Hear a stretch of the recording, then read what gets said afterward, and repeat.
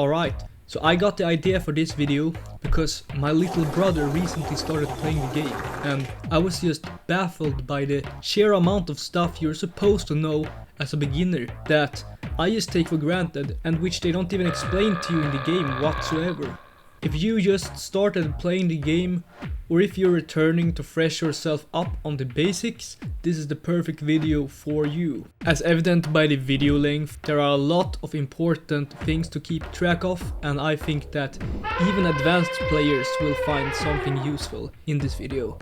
In the first part, I will explain how the game actually works and go through the important concepts and mechanics that you need to know about. In the second part, I will give you a comprehensive step-by-step guide on how to best progress in the early stages of My Singing Monsters, all from starting out to powering up your first wubbox. Before I go into detail, it's necessary to understand what My Singing Monsters is even about. Basically, the point of the game is to collect different kinds of monsters, of which each one contributes a unique sound to the song.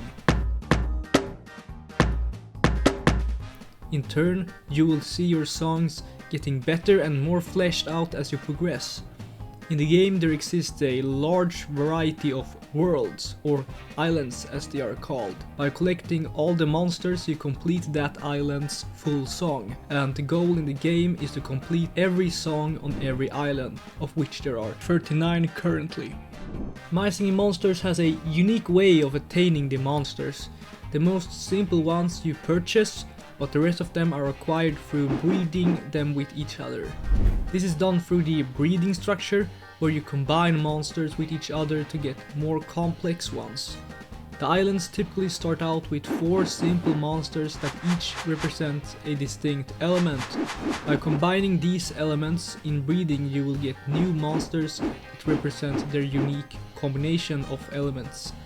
In the market you will notice special monsters that seem to consist of only one element, but which you cannot purchase unless you pay a very high amount of diamonds. These monsters are actually breedable, but the chances of failure are high and the breeding combinations aren't displayed in the market. You shouldn't attempt to guess their combinations because you will definitely fail. I recommend searching up the monster's name on the MSM fandom wiki, and there you can see how to breed them. Each breeding takes a different amount of time depending on the monster's rarity. That means that the game takes a great deal of patience to play. But it also means that getting those rare monsters is very fun and rewarding. Think of it as one of those old school base building games like Clash of Clans, if you've ever played that. Another key mechanic of the game is currencies. There's a wide range of currencies which you get through different means and which has different uses. The currencies are coins, diamonds, treats, shards, keys, relics, medals and wildcards. But the only ones you need to know about as a beginner are the first 5 ones. The most basic one is coins, which are produced by the monsters as they sing. Your monsters will keep generating coins when you go AFK, so when you log back in you'll have a lot of stuff to collect. Coins are used for most purchases in the game, and I will go through these in greater detail in part 2 of this video. Diamonds are a more supreme currency, as they are rarer and more valuable. They are typically used for upgrading structures or speeding stuff up.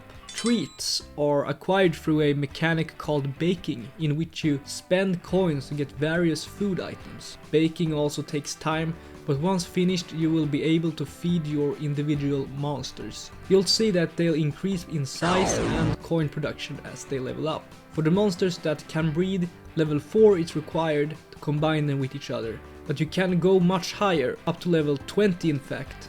I will cover the details on the rest of the currencies and how to best spend them later in the guide. The game also features various structures. Apart from the ones that I have mentioned, like the breeding structure and the bakery, there are 2 more you should know about before getting into the game. The nursery is similar to the breeding structure. After breeding you will get a monster egg. This egg must then be incubated in the nursery before it can be hatched and placed on your island. This is the case for every monster you breed. The ones which are not acquired through breeding, however, of which there are a few, are instead directly purchased here as an egg to begin with. The castle is the main structure of the island and cannot be moved from its place. Depending on the level of the castle, it has a different amount of available beds. Beds is a concept that describes how many monsters you can have on an island. When you run out of beds, you will not be able to place more monsters even if you have the space available. By upgrading the castle, you will then be able to have more monsters in total. The early castle upgrades are purchased with coins and the later ones are purchased with diamonds.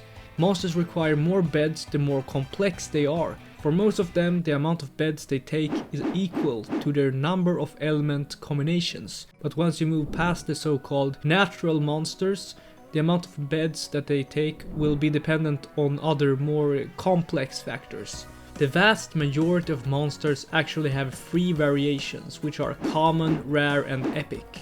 Rares and epics are like shiny Pokemon with some added benefits. The common variant is the one you will see available in the market at all times. Rare and epic monster variants are only breedable during special events, of which they will appear in the market with a countdown timer. Remember that rares and epics will return on sale again, so don't rush them.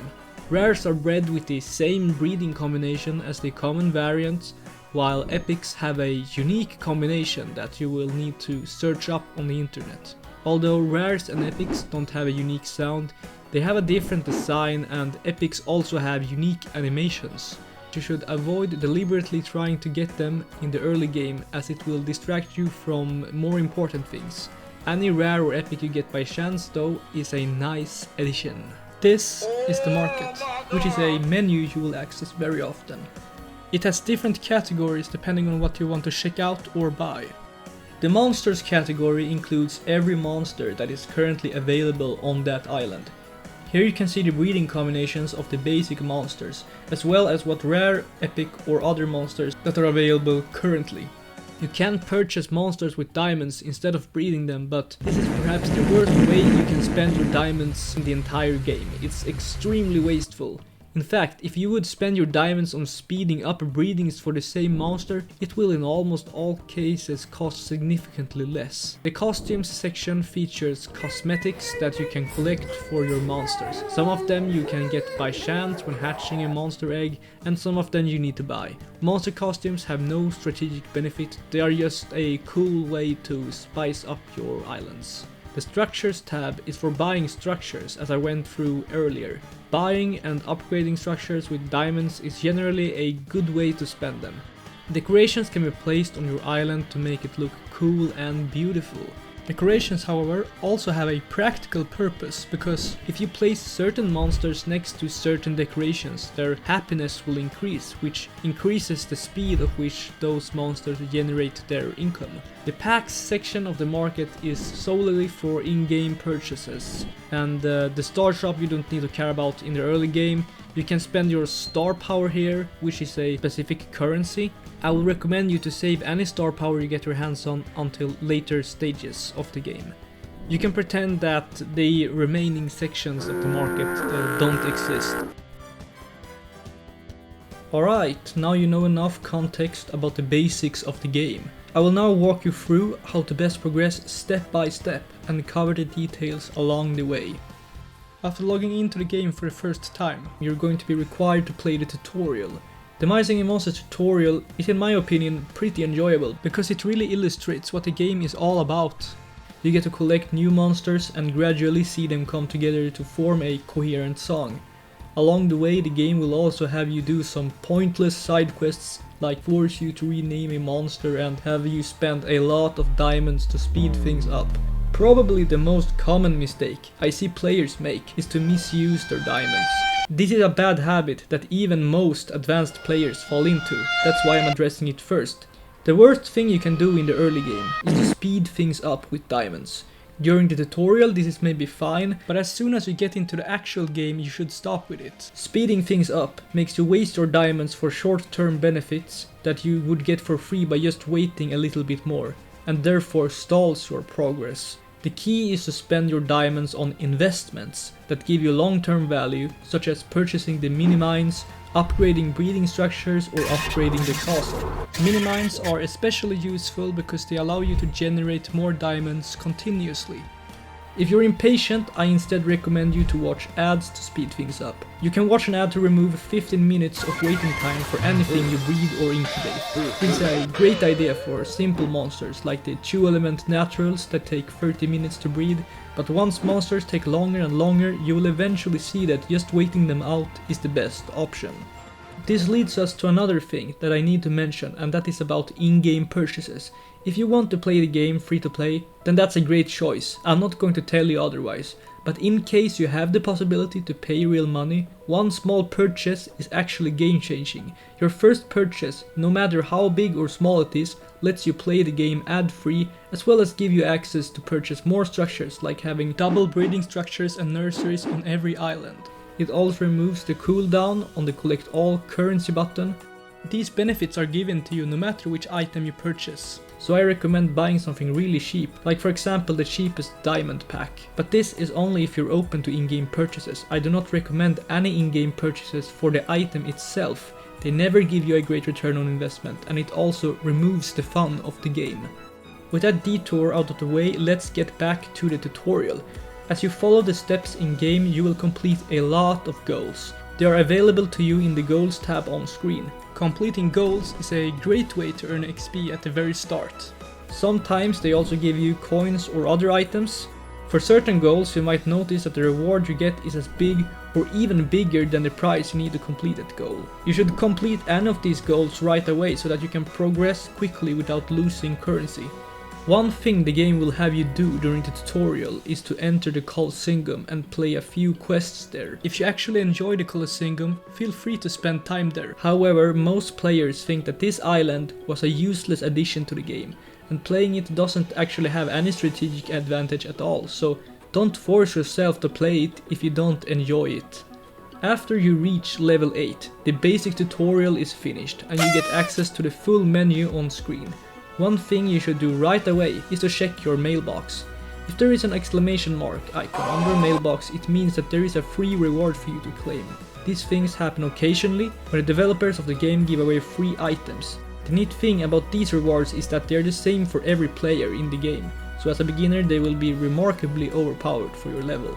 However, really good rewards are not commonplace, so consider yourself very lucky if they are available when you start. Another thing you can do to get some free diamonds is to register a referral code. You can only do this once in game. If you write in my friend code, which I'm showing on screen, both you and I will get 5 diamonds for free. Alternatively, if you're feeling greedy and you want to leave me poor, you can trade referral codes with a friend who's also new to the game and get 10 diamonds each instead. You can find your friend code in the settings. This is the same code you use for adding friends to the game. I recommend that you check into the game every day, because doing that lets you benefit from daily rewards. The rewards are really great, especially for beginners. If you miss a day, you will break your streak. An option to continue it will be available if you buy it for diamonds. This is definitely worth it, but only if you only plan on continuing your streak. One thing that will really carry you in the early game is minigames. Beginners also have an advantage here. There are 3 minigames which you should set your eyes upon. The first one is to spin the wheel. You can do this for free every 24 hours, and it gives you a chance to give you a fairly high amount of coins and treats, as well as other currencies that you normally wouldn't get access to in this stage of the game. This also rings true for the memory game, which you can also play once every 24 hours. The memory game is based on skill, but it's actually not that difficult, so you will be able to accumulate some nice currency by doing this. The third minigame can be accessed from your nursery structure and can be played once every week. This is the scratch game. Here you get to scratch a ticket and get a free monster that can be placed immediately. Most commonly you will get a really basic monster, so make sure that you always play the scratch game on your newest island that you have the fewest monsters on. There is a small possibility though of getting something really good. Apart from the coins and treats you will get from these minigames, another currency, which is very useful in the early game, is keys. There's only one use of them at this stage, and that is to buy the dipsters. These horrible little maggots have the nice benefit of being able to generate a fairly good amount of coins, and they can be placed immediately after you purchase them, so spend any keys you get on buying the dipsters. Let's go a little bit more into the details about breeding. I'm not going to tell you to only breed monsters with a high coin production for the fastest advancement, because that kinda defeats the purpose of the game of creating an actual song. What I'm going to recommend to you, however, is to think about the order that you breed the different monsters in, because that will have a tremendous impact on how fast your advancement will be. The quad monsters, consisting of the 4 basic elements of each island, have a really big advantage in coin production compared to basically anything else you will get your hands on this early. So what I recommend is to get the island squad as quickly as possible. On our island, for example, that would be Riff, and you can obtain it by, for example, first getting a Drumpler by breeding Noggin and Mammoth, then getting a T-Rox by breeding that with a Toadjammer, and then getting the Riff by breeding that with Tweedle. You can do something similar to get the quads on other islands. The key is just to breed the monsters necessary for you to get your quad as quickly as possible, and then breeding the rest of the monsters on the island. There is, however, one instance where you shouldn't rush the quad, and that is on Plant Island. The reason is that you will get a free Entbred egg from the Colossal Conundra after just 5 days of playing the game. Colossal Conundra is another one of those overpowered features available for beginners. In fact, I think the only reason they made it free was to give players a head start. So definitely claim the Colossal Conundra from the market and collect a piece each day to get some nice rewards. One thing I do not recommend is to get multiple copies of very basic monsters.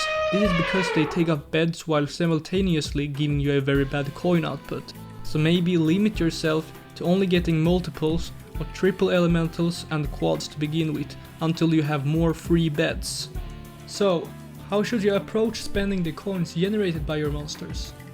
In most cases, that is actually baking, and that is what I recommend most players to prioritize their coins on.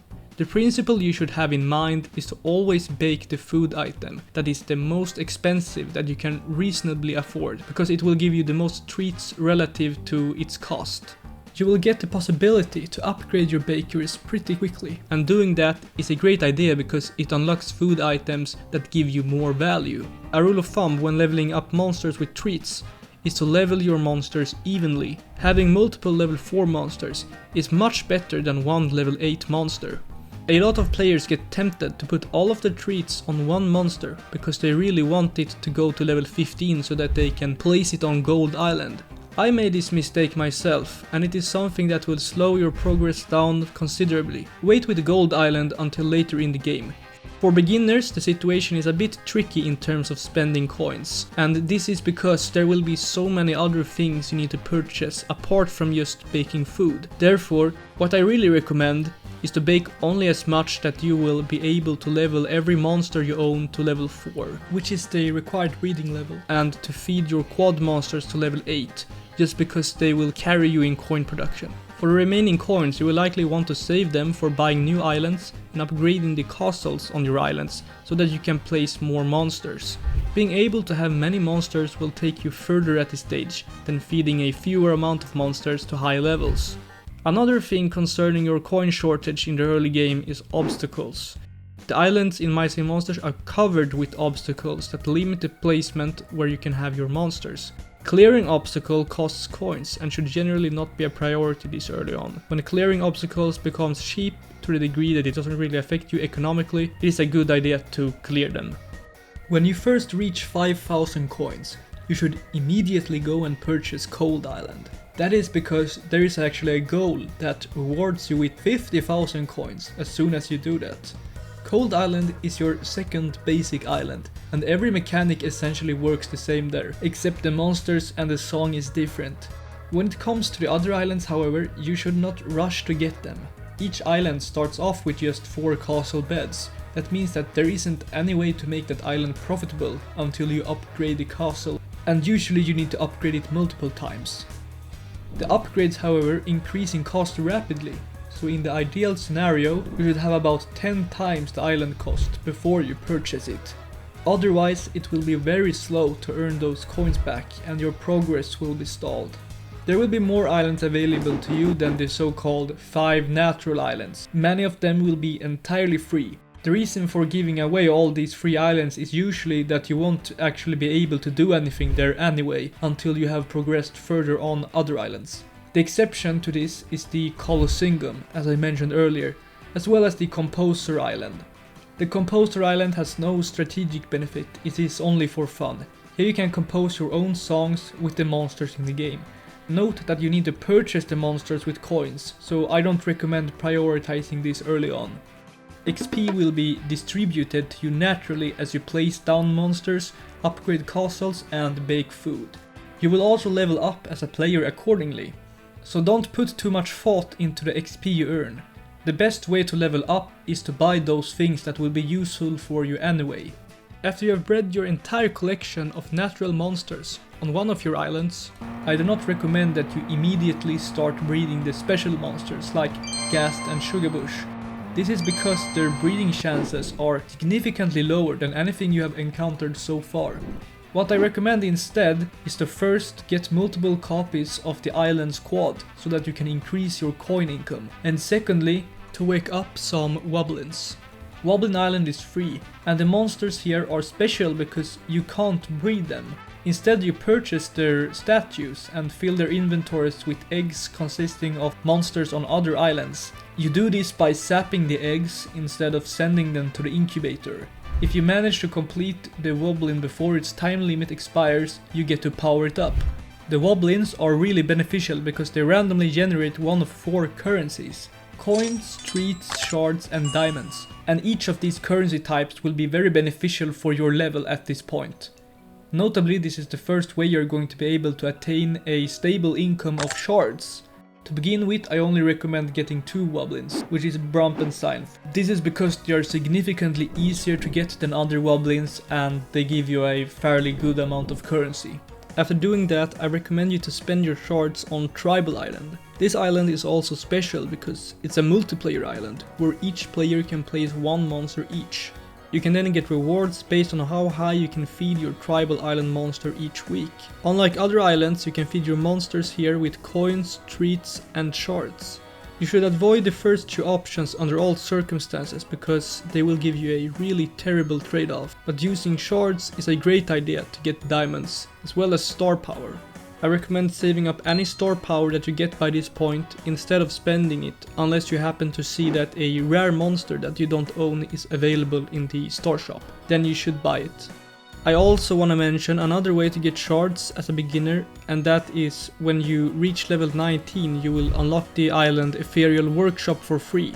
The game then gives you a free Meebkin egg which will be able to generate a solid amount of shards.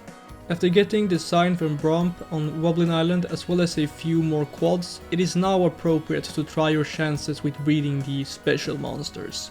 Remember that you need to check their breeding combinations on the internet. I would recommend to first get each island's ethereal monster, then to get Sugarbush, which is specifically only on Plant Island, and after that breed the mythical monsters on each island.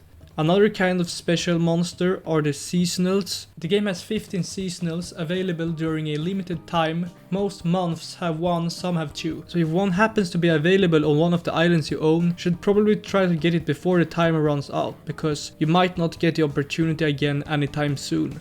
To make breeding these monsters less tedious, you can purchase the wishing torch structures. They are really cheap and you can have 10 of them on each island. When the torches are activated, they increase your breeding chances for difficult monsters. You can activate your torches by having friends light them. Your friends can light one of your torches each for free every day, so if you know anyone who plays Smicing Monsters, lighting each other's torches is a great idea. Alternatively, you can participate in a torch lighting group on Discord, where you all light each other's torches every day for mutual benefit. I will recommend one called Mammoth Lightning, which is great, but there are also other solid torch lighting communities. Another thing that friends are beneficial for is gifting keys. Each player can gift 1 key to 1 player every week for free. If you have in real life friends that play the game, trading keys with them is a great idea. If you don't have any friends who play Mice and Monsters, maybe hit up a conversation with someone on Discord who also wants keys and become key buddies. Some special monsters like the Ethereals, Sugarbush, the Mythicals and the Seasonals can be teleported to Ethereal Island, Sugarbush Island, Mythical Island and Seasonal Shanty respectively. These islands are sometimes referred to as the teleportation islands because of this. You basically need to teleport monsters from other islands to start creating a song there. This can be done once you have leveled them up to level 15. These monsters are special instances where leveling them straight to 15 is reasonable because of this. However, don't do this until you already have the capacity to bake enough food for this to be feasible. Among these monsters, you should definitely prioritize teleporting the Ethereals first, because they have the biggest in-game impact. After starting to collect monsters on Water Island and Earth Island, you will start to notice the cost of castle upgrades increasing dramatically. One way to counteract this issue of having too few beds is to purchase the hotel structure. It basically allows you to store monsters when your castle runs out of beds, so that you can keep breeding like usual. Note that the hotel costs 100,000 coins and that the monsters stored there don't produce any coins while there. So only do this when the castles become really expensive and you have a high coin income. This is also the stage of the game where you should start baking more food, because feeding monsters now will be more affordable compared to the castle upgrades. If you haven't already purchased the Plant Island Minimine, which costs 500,000 coins instead of 10 diamonds, this is a great point to do that as well. Depending on the amount of diamonds you have saved up, it might also be wise to purchase your first Mirror Island. The Mirror Islands basically work the same as the normal islands, and they have the same monsters, but they play their tracks at different times in the song, so it's a bit different. Because most players want to get the full song on the normal islands, Mirror Islands are usually a great place to use as a coin farm, where you can plop down tons of quads. Mirror Plant Island is pretty affordable, costing 100 diamonds, but the following ones get more and more expensive for each one you get. Don't buy these if you haven't already gotten the mini mines on all your unlocked islands. Mirror Islands can also house mini mines. After you have gotten the breedable special monsters, you will be close to completing your collection of common monsters on that island. What will remain for you are only the Wordos and wubbox, which you will have to purchase. They will most definitely be too expensive for your level, so in the meantime you can choose one of 3 things to do with your breeding capacity on that island. Option 1 is to get more quads and get larger coin farms, because there is really no downside to this. Option 2 is to wake up more woblins. You should get the easiest ones first, and you can identify which ones you should prioritize by their statues being cheaper to purchase. The third option is to breed rare and epic monsters. You can only do this during the limited time events when they are available, so always check your mailbox where the devs write about every in-game sale that currently takes place. Firehaven and Fire Oasis introduces a new base element, which is fire. Any island that includes the fire single elemental, Kana, will require you to purchase it with relics. This is partly why I advise you to save up on relics, so that you can purchase Kana on the get-go. Other monsters which include the fire element can also be purchased with relics instead of diamonds, but doing this is a really bad idea because relics are pretty rare and there are way better ways to spend them. If you have a robust diamond income of, let's say, at least 15 diamonds a day, then exchanging diamonds for relics is a good way to build up a good base. I recommend exchanging 2 relics a day, which will cost 4 diamonds. For every relic exchange you do in a day, the price will increase rapidly, so make sure you spread your exchanges out over time to get the best value. The reason to stock up on relics is to be able to purchase the Wordos and get the monsters on Amber Island in the future. But this is way too advanced for this guide, so watch these videos if you're interested in that. The Unity Tree is a structure that costs 1 million coins. When placed, it makes it so that the happiness benefits that previously only applied to monsters and decorations standing adjacent to each other becomes universally applied to every monster on the entire island. It means that you can have your monsters and decorations anywhere and still get a coin rate speed up boost.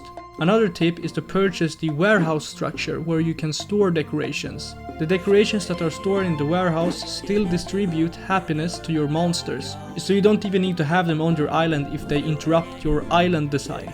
I recommend to purchase and store every decoration except the ones costing over 1 million coins, because the cost outweighs the benefit at that point. You should keep purchasing and collecting monsters on new islands in the meantime. However, at some point after you have started unlocking the magical islands, you might get tired of this somewhat repetitive loop of buying islands and spending coins on castle upgrades. If you feel like it, you can actually take a break at this point and instead save your coins for your first wubbox. It costs 75 million, which will be much higher than anything you have encountered so far. If you have upped your coin income like I advised you to, it won't take all too long to be able to afford it. After you have purchased and incubated the wubbox, you need to fill its inventory consisting of every natural monster on that island. It works the same as sapping to your woblins, except that you need to send the egg to your incubator first and then box it after it is placed on the island. This will be significantly easier than being able to afford the boxing itself. And once the inventory is filled up, you get to power it up, which is pretty awesome. Congratulations, you are no longer a beginner. Getting your first wubbox is a huge stepping stone because it means you are pretty much finished with your first island's full song. Wubbox is also really cool, like who doesn't get proud after seeing this thing? The only thing missing now are the weirdos, and I'll leave it up to you if you want to purchase them now or later, if you can even afford them at this point, which I'm really skeptical of. Either way, I will end the guide here on this milestone, because this video is already very long and really you're not a beginner anymore. If you made it all the way to the end, I congratulate you, because I just covered tons of information. With that said, feel free to check back on this video anytime you feel that you need to fresh up on what to do as you advance in the game. Maybe take the guide one step at a time. Thanks for watching this video. I have made tons of other strategy videos for My Singing Monsters that go into detail about specific topics. If you want to know how to best advance in the game going forward, I highly recommend that you watch them. My 50 tips video, my video about Woblin Island farming, and my video about shard farming will be particularly helpful at your level of advancement, so I highly recommend watching them. See you in the next video.